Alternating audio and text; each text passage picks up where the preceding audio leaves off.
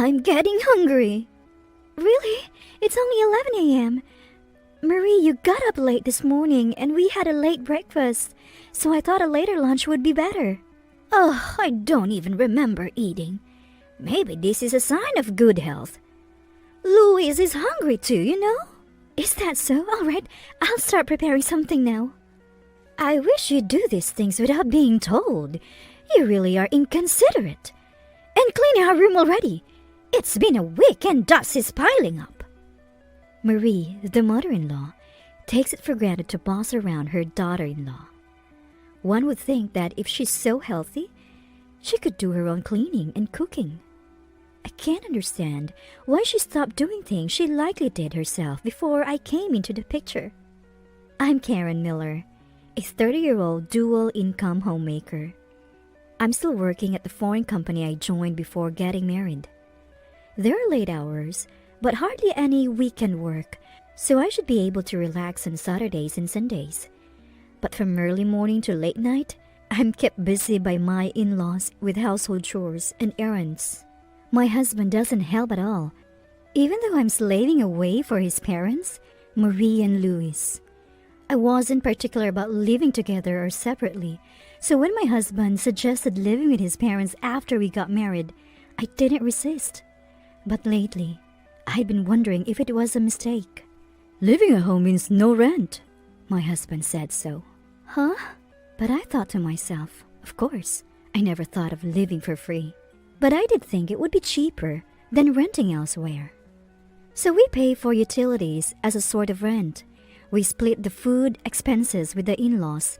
But since Louis and Marie, who are retired and at home all day, eat a lot for their age, it feels like we're paying more.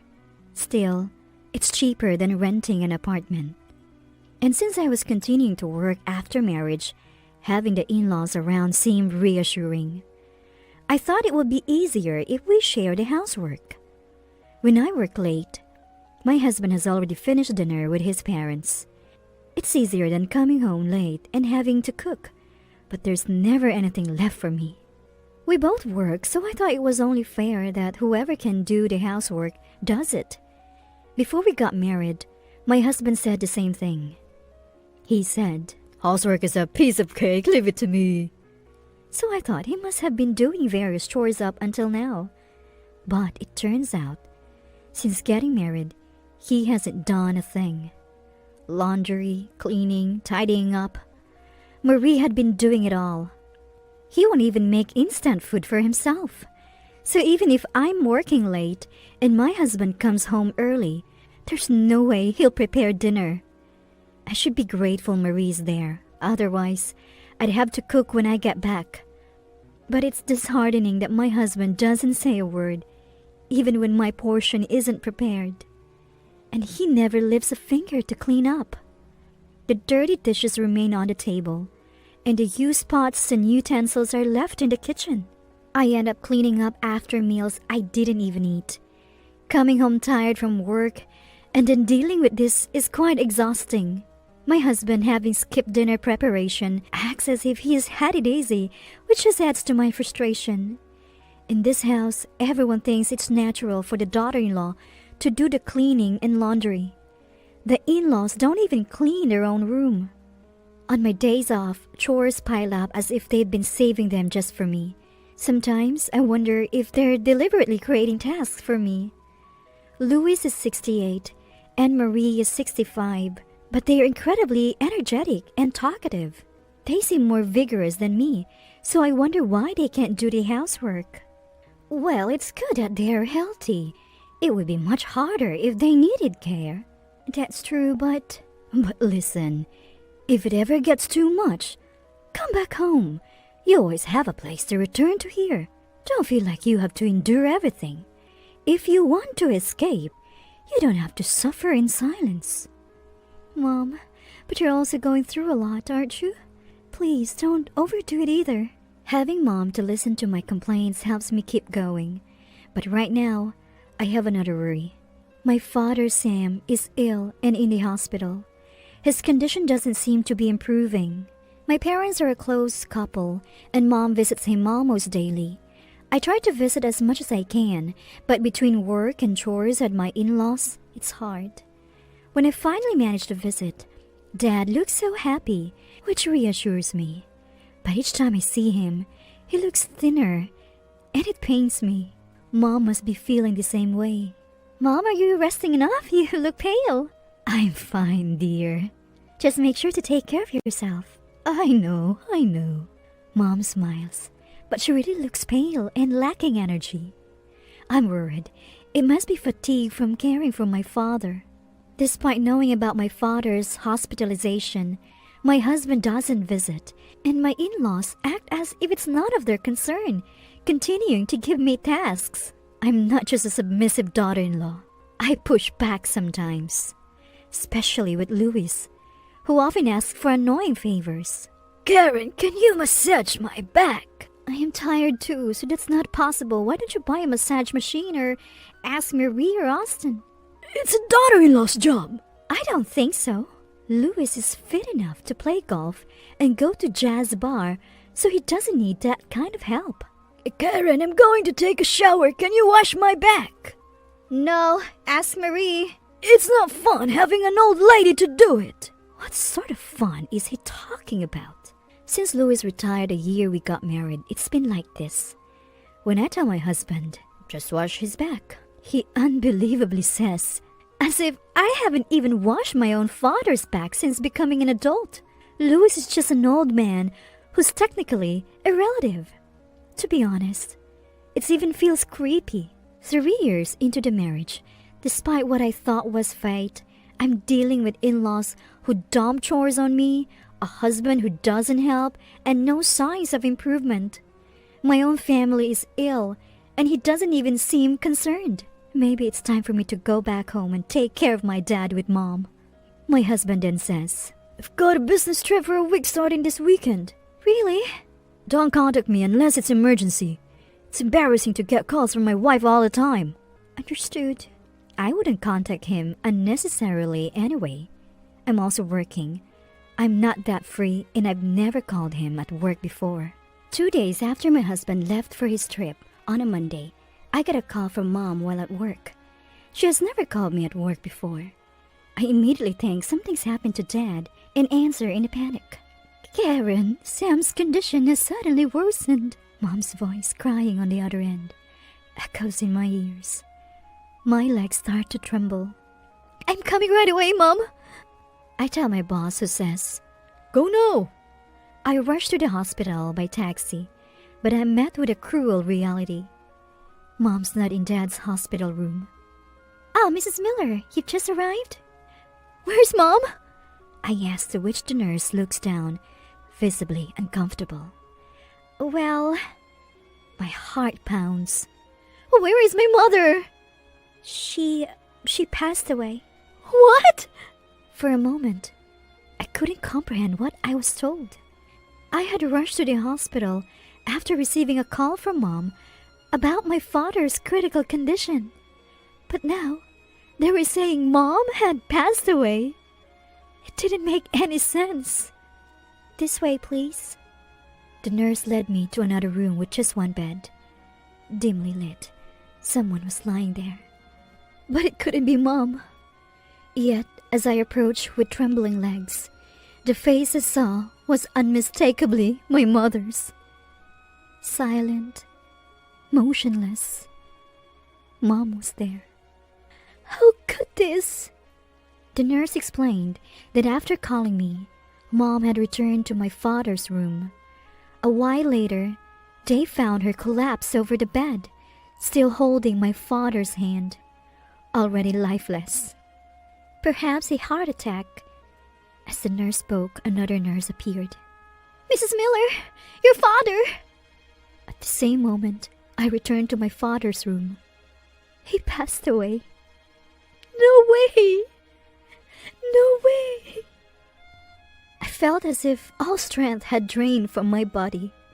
I couldn't understand what had just happened. Both my parents gone, just like that. It was too surreal to believe. I stood there, stunned, for what felt like an eternity. I need to tell Austin. In a daze, I remembered to contact Austin. Shaking, I took out my phone and called him. As the phone rang, the reality of my parents' death hit me, and I couldn't stop the tears. Hello? Austin? What? I'm at work right now. But it's an emergency. My dad and mom have... What? They're gone. I managed to say through my sobs. Both of them are gone. Both of them? How? An accident? No, but I don't know what to do. Despite my obvious distress, Austin's response was cold and detached. Did you forget what I said before my trip? What? I'm on a business trip. Don't call me unless it's a real emergency. For a moment, I couldn't comprehend what Austin had said. It was probably because his response was so far from what I had expected. I thought I had misheard, but the shock made my tears recede. What did you just say? I told you not to call unless it's an emergency. My parents just died. Isn't that an emergency? If they were about to die, maybe. But what's the point now? That's not an emergency. What are you talking about? You're coming home, right? Why? It's too late. I'm busy.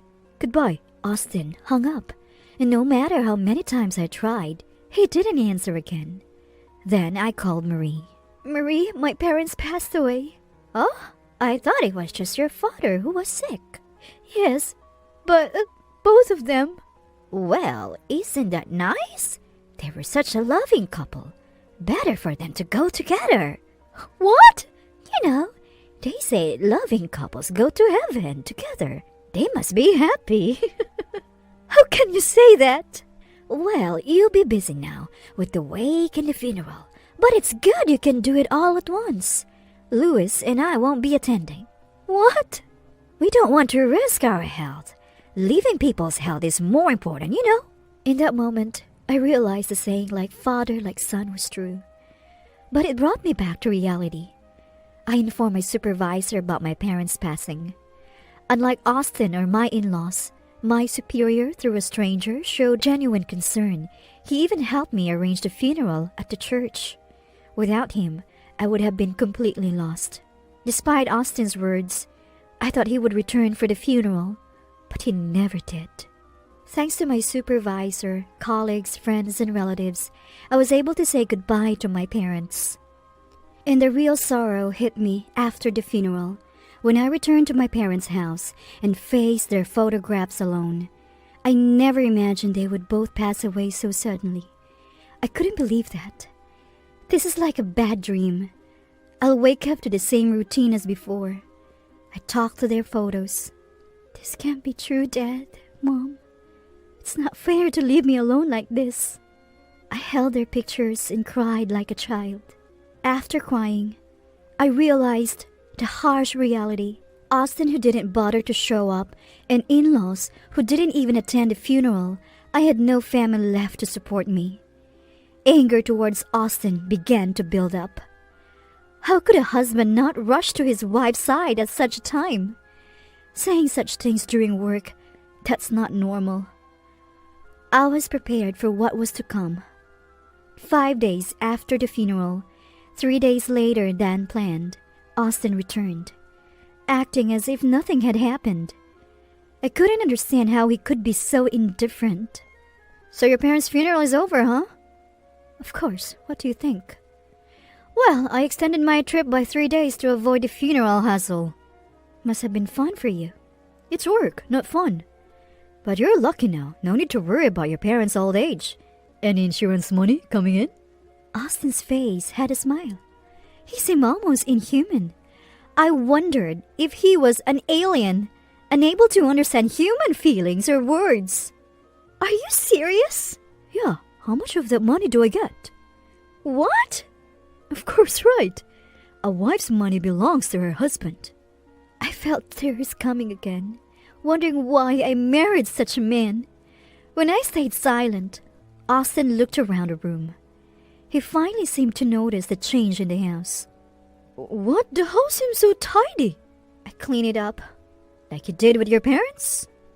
His insensitivity made my fists clench. How far can this person test one's patience? How could he not offer a single word of comfort to his grieving wife? But he was clueless about reality. It was time for me to make him understand. I took a deep breath and looked up at Austin. I'm going on a long business trip. Take good care of Louis and Marie. What? Austin seemed confused, looking around the house, still nothing grasping what I meant. Where are Mom and Dad? Did they go shopping? You just realized they're not here? Where did they go? To the hospital. They hurt their backs. While I was away from my parents' funeral, my in-laws tried to move a very heavy piece of furniture from my room to theirs and ended up with lower back strains. When I returned, they were in agony, unable to move, having gone without food or water for 2 days, unable to even go to the bathroom. I wondered if this was some kind of divine retribution. I called an ambulance, but didn't accompany them, explaining we weren't related. Emergency vehicles don't allow non-relatives to ride along. I gave the paramedics Austin's number, but knowing him, he probably didn't answer unknown calls. Why didn't you contact me? Well, you didn't come back even when your parents-in-laws passed away, so I assumed you wouldn't for a back injury. Don't equate your parents with mine. Your parents are strangers, but mine are family. Oh, I see. That's reassuring. Then you take good care of them. What do you mean by take care? If they're immobile for too long at their age, they might end up bedridden. Austin started trembling. That's not true, right? You'll do well taking care of your precious parents. I have an important business trip. Our parents are in trouble, and you're talking about business trip? Are you even my wife? What? I glared at Austin. Which mouth is he speaking with? How dare he, who ignored his own in-laws say that to me? But I learned from you that business trips are more important than family emergencies. That's different. He never imagined his own parents in such a situation, especially during his important business trip. If I had been treated well by my in-laws, I might have felt obligated to care for them, but unfortunately, I felt no such inclination. I can't bother with others. Besides, like you said, my parents were family, but yours are strangers to me. Aren't you my wife? And what are you? Weren't you my husband? Even your colleagues were shocked. Colleagues? What are you talking about? Your boss attended the funeral. I had called Austin's company when I couldn't reach him, suspecting something. When I explained that my parents had passed away and I couldn't contact Austin, I learned he wasn't on a business trip, but had taken paid leave. Austin lied and went somewhere. Why he lied was clear. He emphasized not to contact him, probably because he was with someone he'd be troubled to be seen with. You were on leave, not a business trip. Where did you go? And with whom? That is... Your colleagues were also wondering where you were during my parents' funeral. You'll probably be asked when you return to work. Austin turned pale. Taking leave isn't a problem, but being unreachable in such a crisis is. He'll have a hard time explaining that. Plus, he's potentially bedridden in-laws. He probably just woke up to the reality waiting for him after his enjoyable trip. Anyway, you deal with my parents. It's your job as my wife. I've decided to stop being your wife. I'm here to tell you that. And my long trip is not a lie. I don't lie like you. What do you mean, stop? I am divorcing you. I handed him the completed divorce papers. My things are already at my parents' house. Then who will take care of my parents? That would be their son, you. I can't do it. That's none of my concern. Leaving his son Austin behind, I returned to my parents' house. I had checked Austin's computer, finding plenty of photos of him with another woman and evidence of their trip together. I printed everything out, making the divorce process straightforward. I naturally demanded compensation from Austin. His affair and absence from my parents' funeral became widely known at his workplace, leading to criticism from his boss and colleagues. He became uncomfortable at work and eventually resigned. The conflict over the compensation claim and his resignation from work led to his affair partner leaving him. A month later, my former in-laws were discharged from the hospital. They're now homebound, living mostly in bed due to their refusal to do any rehabilitation. They seem financially stable with their pension and savings, but Austin, unable to find a new job, is only working part-time jobs to barely contribute to the living expenses and care for his parents. He's stuck at home constantly arguing with them. He called me once, crying, begging me to return, but I refused. My former in-laws also reached out, claiming that Austin's care was inadequate and asking me to return and take over. When I suggested hiring a home health aide with their funds, they refused, wanting to save money without knowing how long they need it. Their words, as if expecting me to take care of them cheaply or even for free, made me realize they haven't changed at all. I never want to be involved with them again. I still cry when I think of my kind parents, but I know that constant tears won't let them rest peacefully in heaven. Once I complete the memorial ceremony for my parents, I plan to go on a long-term overseas assignment. I'm ready to move on and give my best, keeping my parents' memories close and living life positively with a smile.